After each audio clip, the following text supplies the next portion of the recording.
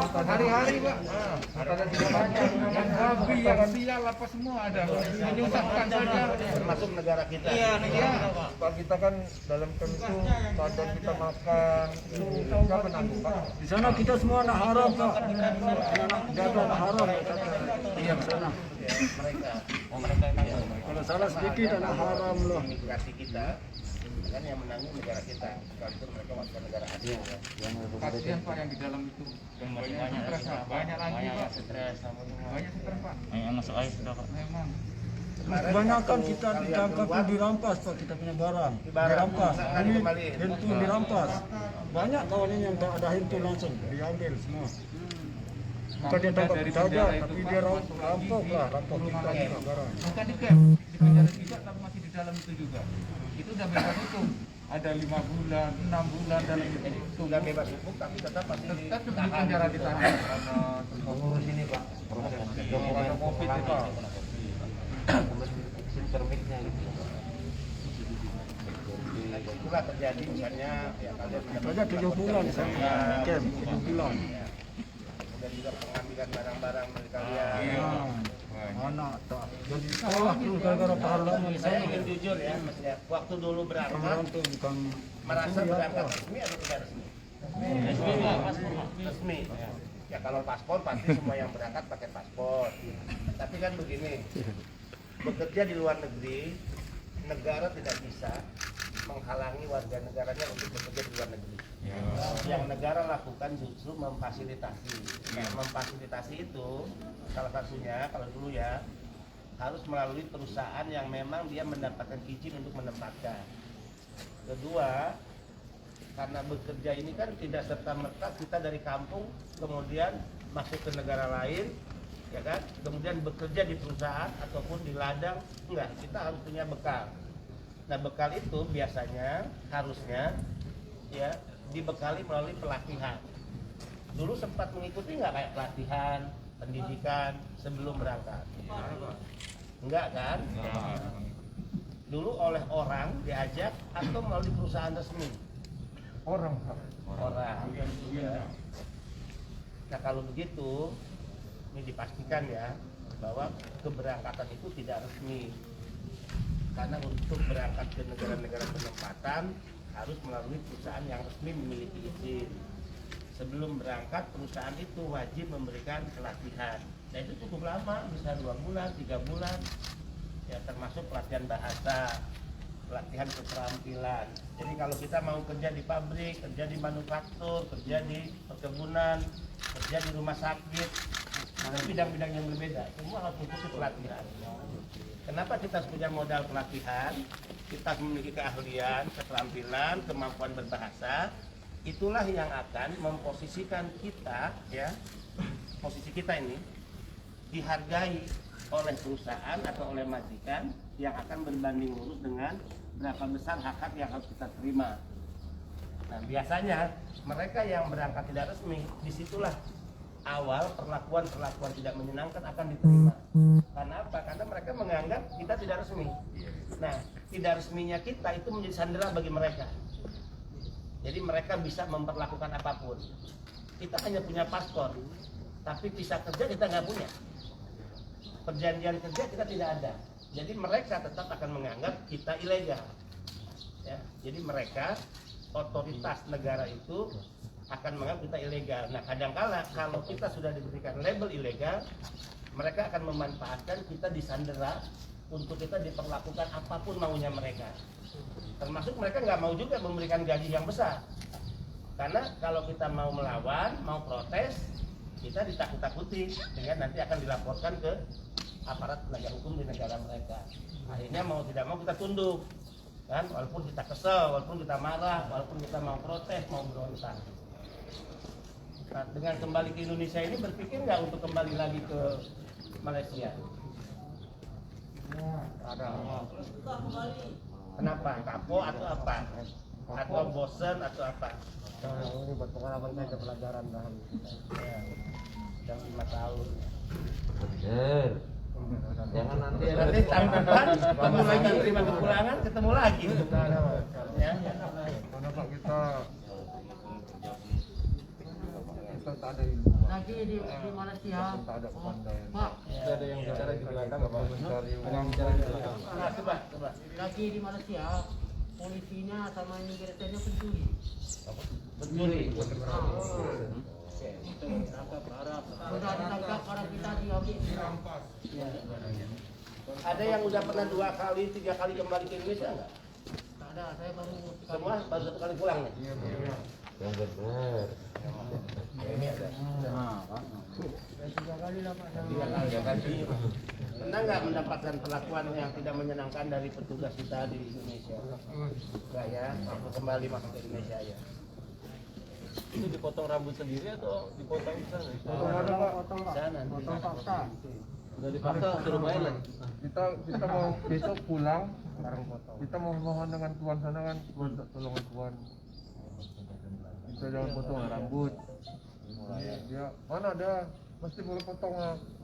Dia orang tahu itu keluar daripada penjara. Pak di dana imigrasi Pak, salah sikitnya kena berusaha. Nah, hantam langsung. Kalau namanya rotan itu hancur Pak. Macam dulu di tenang-tenang Pak. Tapi satu yang paling lucu, kalau kita sakit tangan Pak, kami pandang dulu. Kasih pandang dulu. Sakit apapun, sama permanen dulu. Pak, lagi imigrasi Malaysia. Dia pernah silakan sambil marah-marah, bentak-bentak kita kan. Konsulat Indonesia bodoh, dia cakap. Ya, Konsulat Indonesia bodoh, banyak korupsi, dia cakap. Itu saya tahu itu imigrasinya itu. Ya. Itu celaka punya Jadi imigrasi. mereka tidak menghina kita, tapi juga negara kita mana-mana. Ya. Orang sana dulu tak menghargai Indonesia. Memang Pak. Betul. 2 jam 3 jam Pak. Jam. Sampai sakit. Harus tunduk begini, nggak boleh goyang. Berjam-jam Pak. Bayar sampai sakit Pak. Kalau kita ada bicara dengan kawan, Orang sakit sudah panggil dia kan. guling-guling sampai panas. Suruh minum air, guling-guling, muntah apa semua. Kita mau kencing, gantam dulu. Tak boleh kalau dimasak. Sampai sakit lah. Banyak Pak, yang sana. Nah, yang di sana masih berapa banyak? Yang Banyak Pak, sampai ada yang tidur di tandas. Sampai ada yang tidur di dalam tandas. Pak, Anak kecilnya ada Pak sana. Anak kecil, anak bayi. Mana tak kena? Sampai 2 bulan tak ada uangnya. 3 bulan langsung tak ada. Ada yang Pak. ribuan tempat yang kesian ada.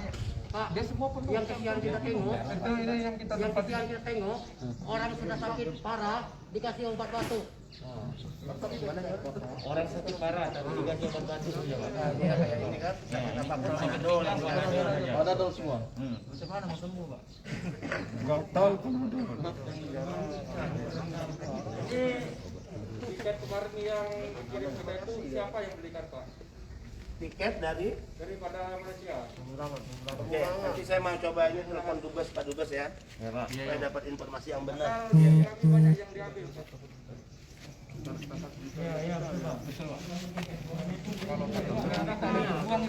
Saya takut juga dia biasa jangan cerita lebih-lebih sama kita nanti di Indonesia katanya kita Bayar di sana Pak. Dia akan pulang juga.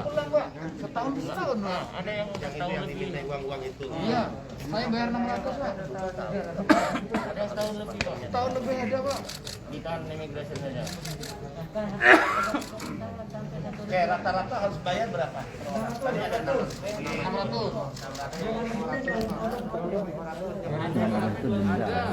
Kena imigrasi.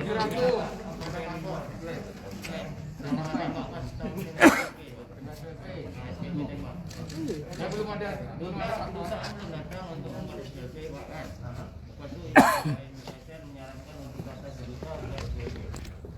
Bayarnya 2.500. Kan kedutaan kita yang buat.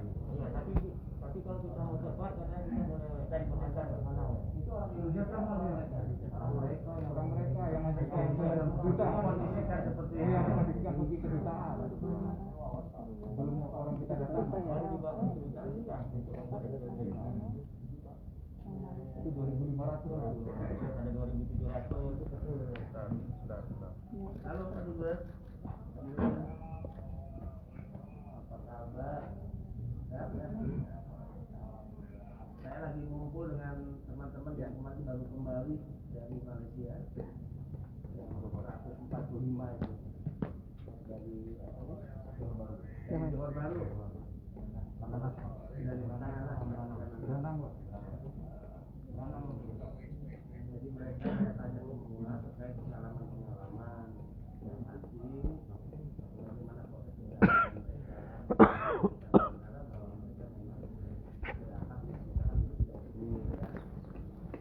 tentu saya ingin nanti menyampaikan bagaimana mereka atau keluarga mereka tidak boleh lagi menjadi korban penempatan tidak resmi kan gitu ya. Nah yang kedua pengalaman yang tidak menyenangkan, mereka semua cerita saat mereka ada di tahanan imigrasi. Misalnya mereka mendapatkan perlakuan tidak hormat, kata-kata penghinaan baik pribadi maupun negara kita. Kedua, mereka juga ternyata tidak sedikit yang harus nyetor untuk bagaimana mereka keluar. Ada yang 600 ringgit sampai 1.000 ringgit sampai 2.500 ringgit gitu kan. Nah mereka selalu mencatat bahwa uang-uang itu adalah untuk mempercepat, salah satunya misalnya untuk percepatan pembuatan SPMP ya. Padahal terkait SPMP itu kan itu kewenangan negara kita, tapi kadang-kala mereka berani mencatut gitu. Berarti kan itu tidak benar. Nah ini sekarang ini tuh ada betul. Iya. Iya. Ini emang masalah klasik ya. Betul. Banyak dengar laporan mereka duitnya dimintai, Barang-barangnya dirampas juga Pak, diambil. barang-barang yang dirampas, HP-nya segala macam gitu ya. Saat mereka kita minta surat laporan, yang kita tahu mereka sampaikan, kita ada mereka mempunyai laporan dan supaya kita jadi dasar pengaduan secara Betul. secara lisan. Kita sudah sampaikan tuh kemarin kepada Dirjen Imigrasi sini bahwa ada pembantuan seperti itu. Ya, dia pun tahu juga lah ya. Iya. Memang ya kita susah dia di depo-depo pengontrol ya adalah kalau Uji klasik setuju.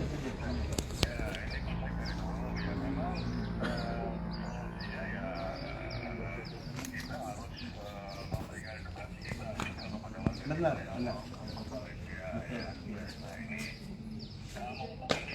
ini kan sebenarnya ada momentum yang bagus ya ini kita bicarakan kemarin dengan ekonomi ada momentum yang bagus ini mau bersihkan api pada yang ilegal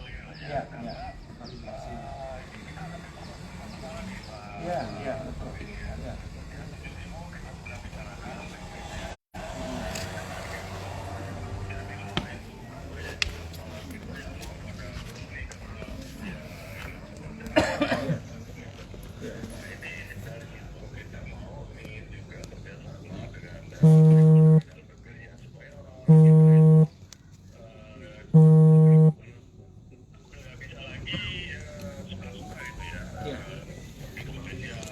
Betul. Iya.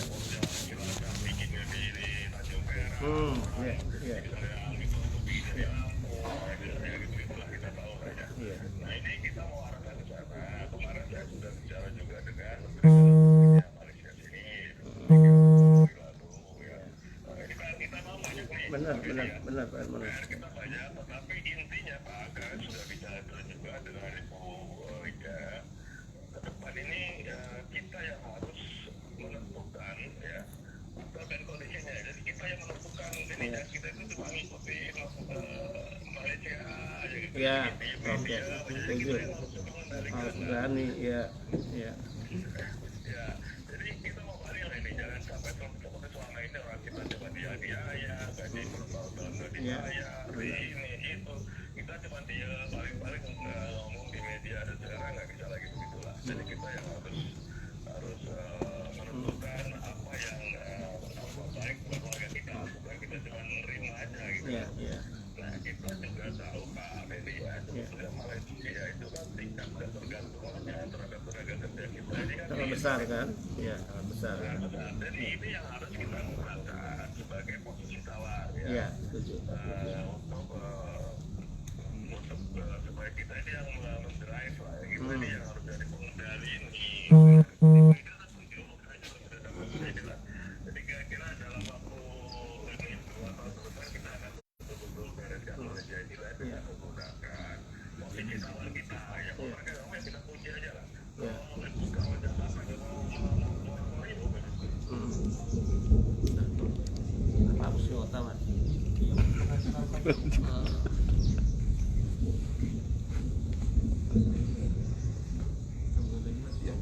Kenapa nggak berani membuat surat pernyataan tertulis tentang adanya setoran ya, kemudian perampasan barang-barang? Padahal Nggak ada garansi. Dan mengambil barang dia bilang uang udah ditata semenjak siang. Dari macam HP apa kulit dulu.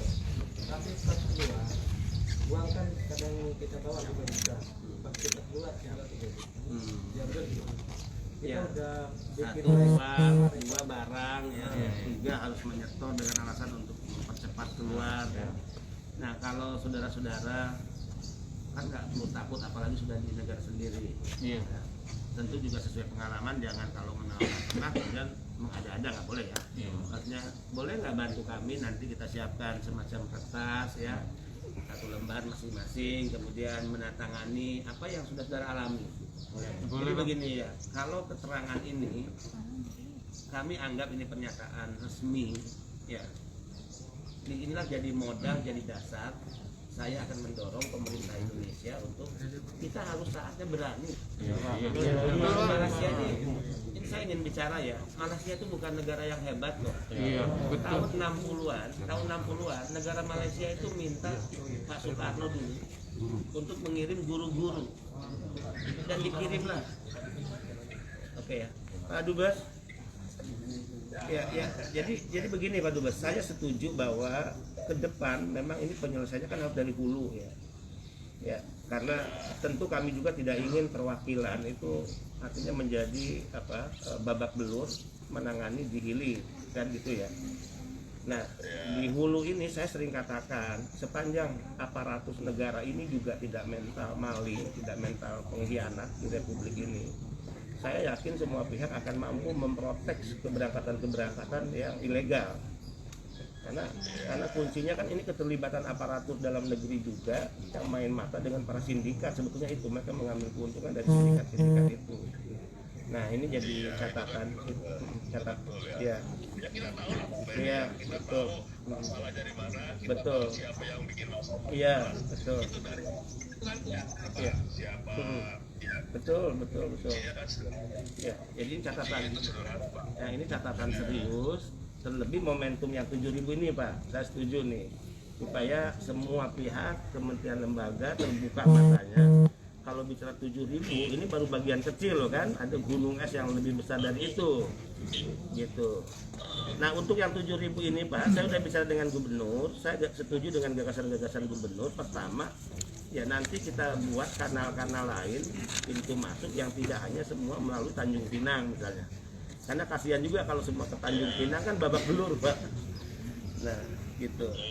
Nah kedua kalau negara serius, kita punya kapal-kapal yang kapasitas besar, satu kali angkut misalnya 500 itu kan atau 1.000, ya kita jemput aja dengan kapal-kapal itu gitu kan.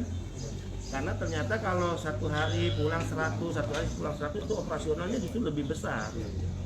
Ya, selain kita nunjukin dong ke Malaysia bahwa kita sangat menghormati warga negaranya, apapun mereka dulu berangkat tidak resmi ya, tapi mereka adalah warga negara.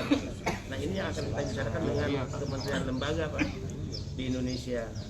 Jadi kan begini Pak Medi ya. Ya, Itu prinsipnya adalah menjadi tanggung jawab mereka. betul. Karena mereka yang harus melepaskan, karena mereka masa tahanannya sudah habis, ya mereka harus melepaskan. Ya, Mau dilepaskan di Malaysia atau mau dilepaskan ke Indonesia, itu tanggung jawab betul. mereka. Prinsipnya oke. Tetapi kita menawarkan Malaysia secara resmi. Oke, kita bantu Malaysia untuk biaya pemulangan. Apa yang Indonesia bisa tanggung? Tes PCR 7.000 kita yang bayarin semua, Pak. Oke. Kita bayarin, Oke. ya. Oke. Kemudian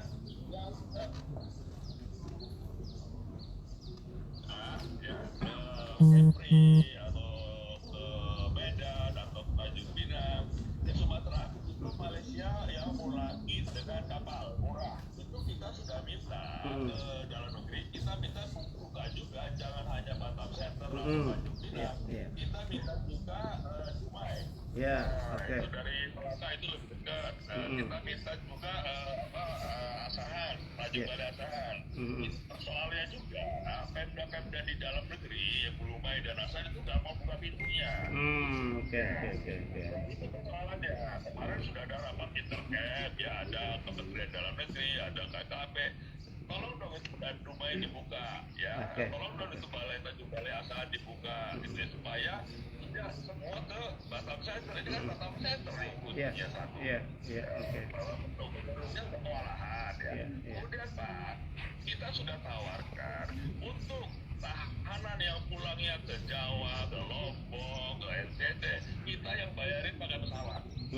Iya. Oke. Ini yang sedang kita rundingkan, ya.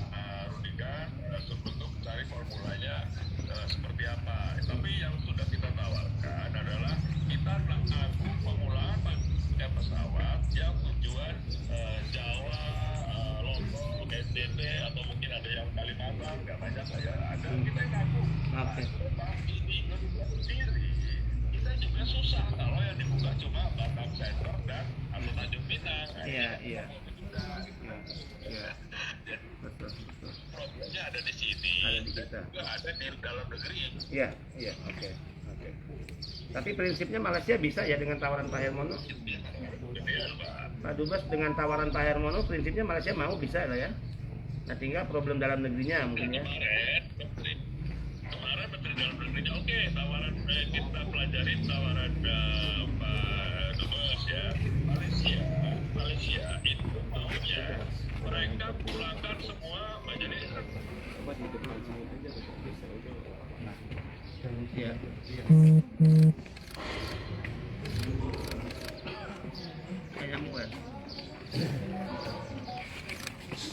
Izin bapak-bapak, boleh geser sini.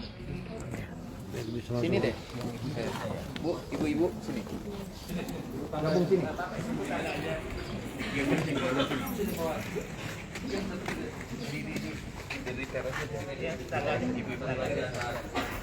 Sini agak geser sini, maju lagi. Maju lagi, cepet maju lagi. Maju lagi. Ngadep ke sini. Ke arah Bapak.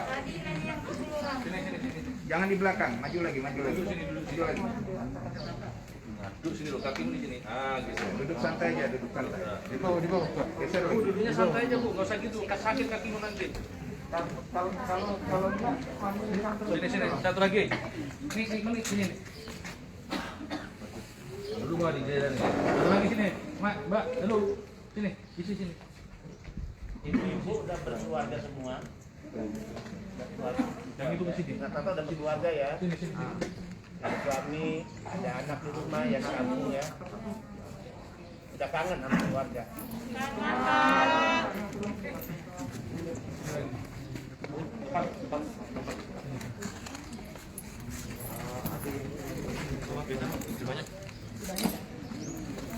Sini.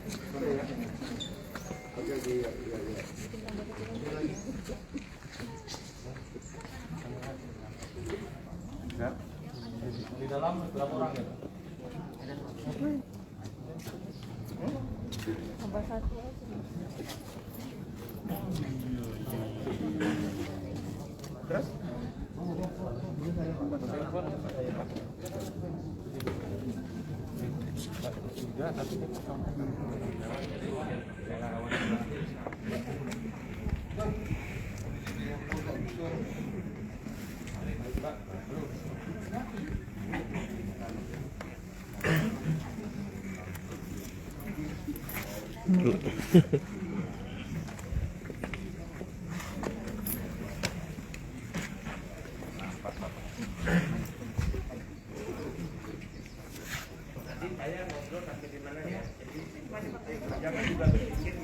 itu seolah-olah negara hebat juga. Apalagi istilah Jokowi memimpin Indonesia, itu sebuah negara tetangga kolek ekonominya. Ya, makanya mereka agak memiliki dendam dan sentimen kepada negara kita.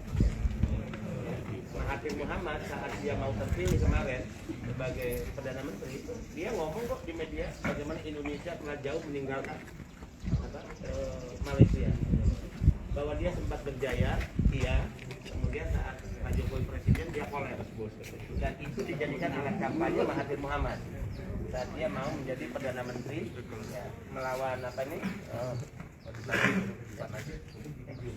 Ya, Pak Dubes. Ya, ya Pak Dubes. Ya ini nih saya WA ya. Assalamualaikum Pak.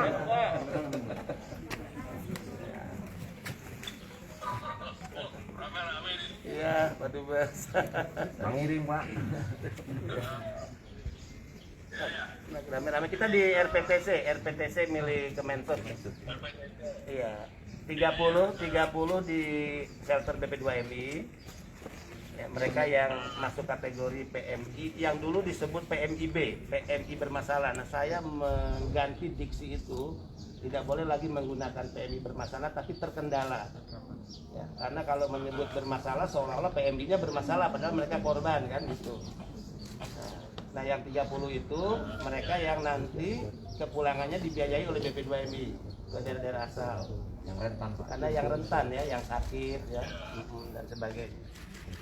Jadi Pak Dubes, saya itu pernah bahkan menawarkan gagasan yang revolusioner begini misalnya, kalau kita ingin menunjukkan kita ya tidak kalah dengan Malaysia, ya misalnya mereka yang bekerja di sektor perkebunan, ya kan? Oke, berapa banyak sih mereka yang bekerja di sektor perkebunan, berapa lahan sih yang di Malaysia yang digarap oleh sebanyak itu?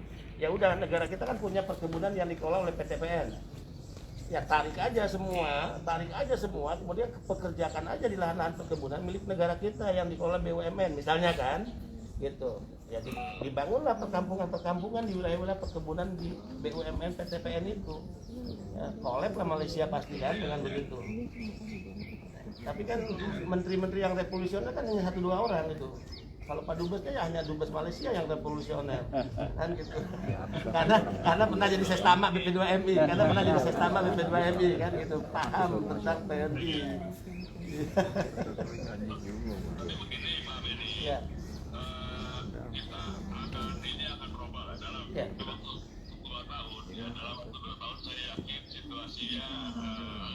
Akan berubah ya. Saya sudah mendapat inilah ya, dapat blessing lah ya dari Jakarta bahwa kita ini nggak boleh terus begini. Kita yang harus menentukan, sesuatu yang kita punya kemampuan untuk itu, punya kemampuan untuk sebagai pengendali. Kita ini juga cuma terima saja, bukan apa-apain, terima dia apa-apain. Ini waktunya sudah berakhir lah ya. Ini habis ini kan sudah cukup lah. Kita yang harus sebagai pengendali ini yang akan kita lakukan Pak Benny ya. Tapi memang ini juga perlu ada komitmen yang sama stakeholder di dalam negeri. Ini perang sendirian di sini di dalam negerinya tidak mendukungkan ya nggak bisa juga dong Pak. Jadi itu memang harus ada komitmen, harus ada. Sebetulnya kuncinya Pak, ini kan sederhana Pak. Kuncinya itu kan di imigrasi aja sebagai pengendali. Dia bikin paspor, dia mengawasi keluar masuk, itu baru hal lain. Itu yang saya suka marah ke teman-teman imigrasi itu Pak. Sebetulnya apapun problem di situ yang pencegahan terakhirnya. Betul, awal dan terakhir di situ. Setuju. Mereka tahu lah ya.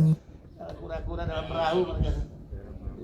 Dia sudah juga bilang sama teman-teman, membedakan TKI yang prosedural sama tulis itu gampang. Jadi dia ditanya kalau baunya bau PPO itu pasti calon TKI lah. Tapi kalau bau parfum pasti calon turis lah, boleh lah ya. Tapi kalau mereka nggak bisa kata-kata kan gampang itu. Jadi mulai bikin paspor. Sekarang kan bilang Pak, kalau toh kemarin saya bilang imigrasi saya minta profilingnya diperkuat. Kita nggak bisa lagi main-main beginilah. Kirim-kirim. Udah kita langsung Pak dengan imigrasi kemarin. Ya, jadi insya Allah Pak dalam 2 tahun kita akan lihat perubahan. Ya.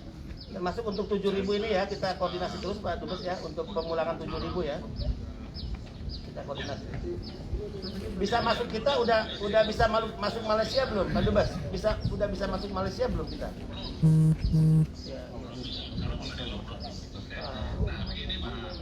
Sementara yang masih dalam proses pendidikan, yang rawan-rawan, yang rentan, yang sakit, yang perempuan, yang anak-anak itu dari dulu. Ya seperti yang sekarang, yang 140 itu yang masuk kelompok rentan, ya ada yang tua, ada yang anak-anak, ada yang sakit. Nah ini sekarang kita sedang mencicil yang rentan ini kita dorong dulu atas biaya Indonesia. Ya. Biaya Indonesia. Nah, cuman kan kita nggak bisa cepat karena kan Tanjung Pinangnya kosong Pak. Ya. Tanjung Pinang dikosongkan dulu, baru kita bisa kirim lagi. Kosongkan dulu, baru bisa Ya. kirim lagi. Kira-kira kan gitu. Setuju. Kan nggak bisa banyakkan lah sekaligus. Ya. Ya. Jadi insya Allah ini yang 7.000 akan selesai lah ya. Malaysia kayaknya setuju dengan formula kita, tetapi kalau mereka nggak setuju ya kita ambil alih semuanya. Tapi kita jangan apa-apa, kita ambil alih semuanya, tapi harus dengan catatan. Ya, Malaysia nggak bisa suka-suka gitu ya. Ya. Dengan catatan mungkin kita sanksi lah, apa kita kunjingnya Ya. bekerja ladang, kita kunjing. Setuju. Bisa kita ambil alih, tapi tidak ada catatannya. Ya. Harus ada catatannya supaya ini ada aspek pembelajarannya lah ya. Ya. Setuju. Itu kita sudah tentukan Pak. Jadi kita masih ini lah ya. Insya Allah komitmen saya sih apa target saya 2 tahun ini beres lah Malaysia ini nggak kayak dulu lagi. Gali ilegal terus itu kan ini kan nama bangsa Kak ini pengirim TKI ilegal negara besar tapi yang dikirim TKI ilegal apa TKI-nya mana ilegal tapi ditinggal aja. Ya. Oke, Pak Dubes. Saya mohon waktu nanti untuk koordinasi terus ya untuk pemulangan 7.000 terutama. Oke. Makasih. Oke. Ya. Oke. Terima kasih banyak Pak Dubes. Salam sehat ya. Salam merah putih. Terima kasih. Ya. Salam untuk Pak Dubes ya. Hidup Pak Dubes. Assalamualaikum.